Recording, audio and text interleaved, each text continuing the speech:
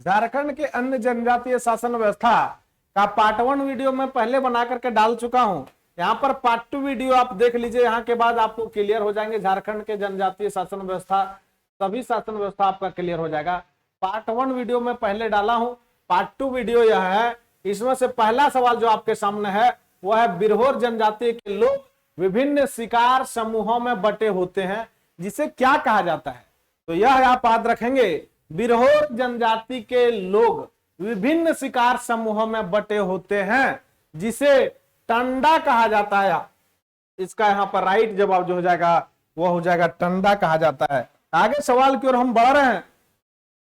अगला सवाल आपके सामने जो है, बिरहोर जनजाति का सर्वोच्च संगठन, बिरहोर जनजाति का सर्वोच्च संगठन क्या है? तब बिरहोर जनजाति का जो सर्वोच्च संगठन है वो आपका टंडा ही तो है, जो बिरहोर जनजाति का सर्वोच्च संगठन है।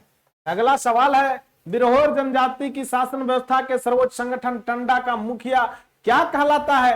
तो यह याद रखेंगे, बिरहोर जनजाति का जो सर्वोच्च संगठन है टंडा, उसका मुखिया जो है वह मुखिया पद नायक कहलाता है। क्या कहलाता है? नायक कहलाता है। अगला सवाल की ओर अब हम बढ़ रहे हैं। अगला सवाल आपके सामने जो है, अगला सवाल वह यह है, बिरहोर जनजाति की शासन व्यवस्था में नायक का सहयोगी क्या कहलाता है? तो नायक का जो सहयोगी होता है वह दिगुआर या कोतवार कहलाता है। यह पद इसके लिए सटीक हो जाएगा। अगला सवाल आपके सामने है, सवाल है, बिरजिया जनजाति की स्वशासन व्यवस्था के संबंध में कौन सा कथन सत्य है? तो यहाँ पर इस जनजाति पंचायत का मुखिया किसी गणमान्य व्यक्ति को बनाया जाता है। इस जनजाति की शासन व्यवस्था बैगा, बेसरा, धावक तथा गांव के सम्मानित बुजुर्ग इसमें शामिल जो है वह होते हैं। अगला ऑप्शन है, इस जनजाति के सभी मामलों का जनजाति स्तर पर किया जाता है। सभी कथन जो है सत्य है दिया गया है, यानी कि यह कथन जो हो जाएगा आपका वह कथन असत्य है। आगे सवाल की ओर बढ़ते हैं। सवाल है, सबर जनजाति की जाति पंचायत का प्रमुख क्या कहलाता है? तो सबर जनजाति की जाति प्रमुख जो है वह आपका कहलाता है प्रधान पद कहलाता है। यह इसका सही जवाब हो जाएगा। अगला सवाल है, सबर जनजाति की जातीय पंचायत व्यवस्था में प्रधान की सहायता करने के लिए एक पद होता है, और प्रधान का सहायता करने के लिए सबर जनजाति में जो पद होता है वह पद आपका गोड़ाइत है, जो यहाँ पर 1 नंबर ऑप्शन में दिया गया है। यह इसका सटीक जवाब हो जाएगा। आगे सवाल की ओर आप बढ़िए। अगला सवाल आपके सामने है, सबर जनजातीय पंचायत व्यवस्था में प्रधान के आदेशों को गांव के लोगों तक पहुंचाने का कार्य कौन करता है? तो गांव के लोगों तक पहुंचाने का कार्य गोड़ाइत करता है, जो प्रधान का सहायक होता है। सवाल है अगला, किस जनजाति में गांव के प्रधान को गोटिया कहा जाता था तथा वर्तमान समय में यह पद विद्यमान नहीं है? पहले गोटिया कहा जाता था लेकिन यह विद्यमान नहीं है, खोंड जनजाति में था। अगला सवाल आपके सामने है, खोंड जनजाति की शासन व्यवस्था में गांव के सभी विवादों का समाधान किसके द्वारा किया जाता है? तो सभी विवादों का समाधान जो हुआ गोटिया के द्वारा किया जाता है। यह इसका जवाब जो है वह आपका सही हो जाएगा। अगला सवाल की ओर बढ़ते हैं। अगला सवाल आपके सामने है, सवाल है, बथुड़ी जनजाति की परंपरागत पंचायत व्यवस्था का प्रधान क्या कहलाता है? तो बथुड़ी जनजाति का जो परंपरागत पंचायत व्यवस्था है वह आपका दोहर कहलाता है। क्या कहलाता है? दोहर कहलाता है। यह इसका जो है राइट ऑप्शन हो जाएगा। अगला सवाल की ओर बढ़ते हैं। अगला सवाल आपके सामने है, सवाल है, बथुड़ी जनजाति की परंपरागत पंचायत व्यवस्था के संबंध में कौन सा कथन असत्य है? तो यहाँ पर है दिया हुआ सभी कथन जो है ये आपका इसका राइट जवाब इसमें हो जाएगा। चलिए आगे सवाल की ओर बढ़िए। सवाल आपके सामने है, किसान जनजाति की शासन व्यवस्था के संबंध में कौन सा कथन सत्य है? इसमें से इस जनजाति गांव का प्रधान मान लीजिए जी नहीं, ये गलत है। इस जनजाति में पंचायत की बैठक बुलाने वाले व्यक्ति को ही सारा खर्च वहन करना पड़ता है, बिल्कुल संचालन का सारा खर्च वहन करना पड़ता है। ये इसका जवाब जो हो जाएगा वह राइट जवाब है। सवाल है, मादी तथा गद्दी नामक पद किस जनजाति की शासन व्यवस्था में पाई जाती है? तो ये पाई जाती है बिंजिया में। ये इसका सही जवाब हो जाएगा बिंजिया, जो डी नंबर ऑप्शन में दिया है। अगला सवाल की ओर अब हम लोग बढ़ते हैं।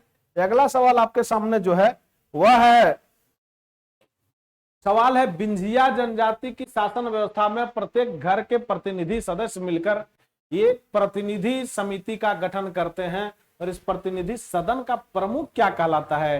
तो बिंजिया जनजाति की शासन व्यवस्था में जो प्रत्येक घर के प्रतिनिधि मिलकर एक सदस्य एक प्रतिनिधि समिति बनाते हैं और इसका प्रमुख जो है वह करटाहा कहलाता है। यह पद प्रमुख होता है इसमें।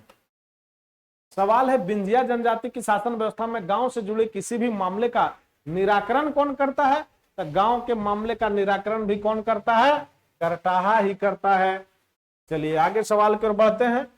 सवाल है, बिंजिया जनजाति के संबंध में कौन सा कथन असत्य है? इस जनजाति के लोगों द्वारा गोमांस का भक्षण किया जाता है, यही कथन असत्य है। सबसे पहला सवाल यहाँ पर है कि यह जनजाति गांव के बहिष्कार किसी व्यक्ति द्वारा सामूहिक भोज दिए जाने पर पुनः समाज में, बिल्कुल ये भी सही है, क्योंकि यहाँ इसका राइट आंसर जो हो जाएगा वह ये नंबर हो जाएगा कि यहाँ पर गोमांस का भक्षण जो करता दिया हुआ है यही इसमें गलत हो जाएगा। चलिए आगे हम लोग बढ़े। आगे आपके सामने जो सवाल है यहाँ पर,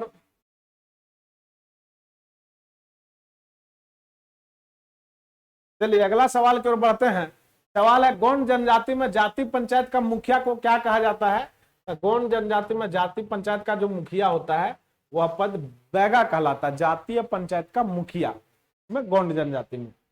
सवाल है, गौंड जनजाति में बैगा को किस अन्य नाम से भी जाना जाता है? तो बैगा को एक दूसरे नाम से जाना जाता है, वह नाम आपका चेरो। ये आपका राइट आंसर इसमें हो जाएगा। चेरो के नाम से बैगा को जाना जाता है, या इसका क्या हो जाएगा? राइट आंसर हो जाएगा।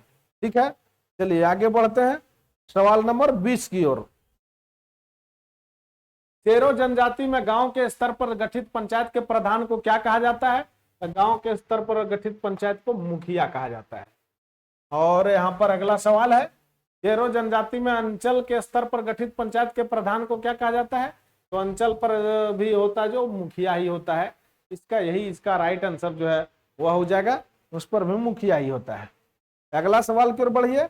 अगला सवाल आपके सामने है कि चेरो जनजाति में जिला के स्तर पर गठित पंचायत के प्रधान को क्या कहा जाता है? तो जिला स्तर पर यहाँ पर सभापति होते हैं। कौन होते हैं? सभापति। इसका राइट आंसर। अगला सवाल की ओर बढ़ते हैं। अगला सवाल है, सिख बड़ाई जनजाति की शासन व्यवस्था में अंतर ग्रामीण पंचायत का प्रमुख क्या कहलाता है? अंतर ग्रामीण का जो प्रमुख होता है वह आपका राजा पद कहलाता है।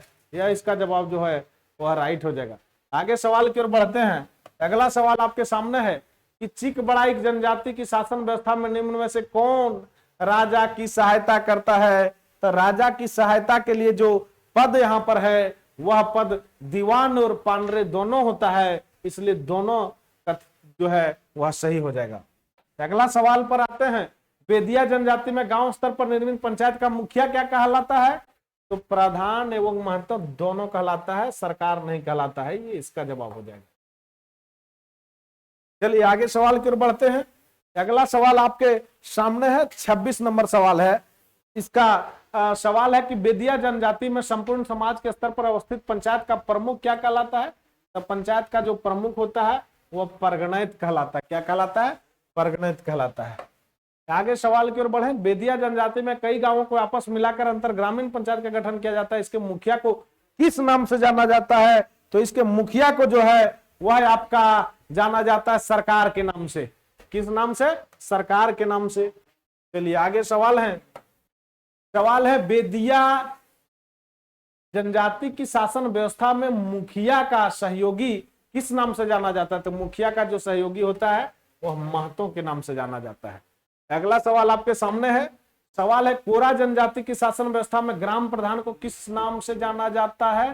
तो ग्राम प्रधान को महतों के नाम से जाना जाता है। ये इसका जवाब हो जाएगा। सवाल आपके सामने है, कीरा जनजाति में महतों की सहायता के लिए कौन पद होते हैं? तो प्रमाणिक जोगमांझी दोनों होता है। यहाँ पर उपरोक्त दोनों कथन सत्य हो जाएगा। इस प्रकार से आपका अन्य जनजातीय शासन व्यवस्था से संबंधित जो प्रश्न थे वो यहाँ पर आपका कंप्लीट हुआ।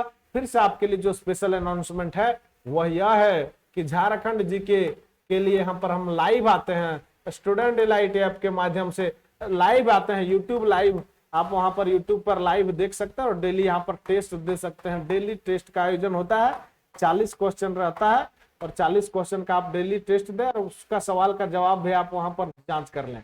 तो इस प्रकार से आप अपनी क्षमता को बढ़ाएं। बहुत बहुत धन्यवाद। Thank you.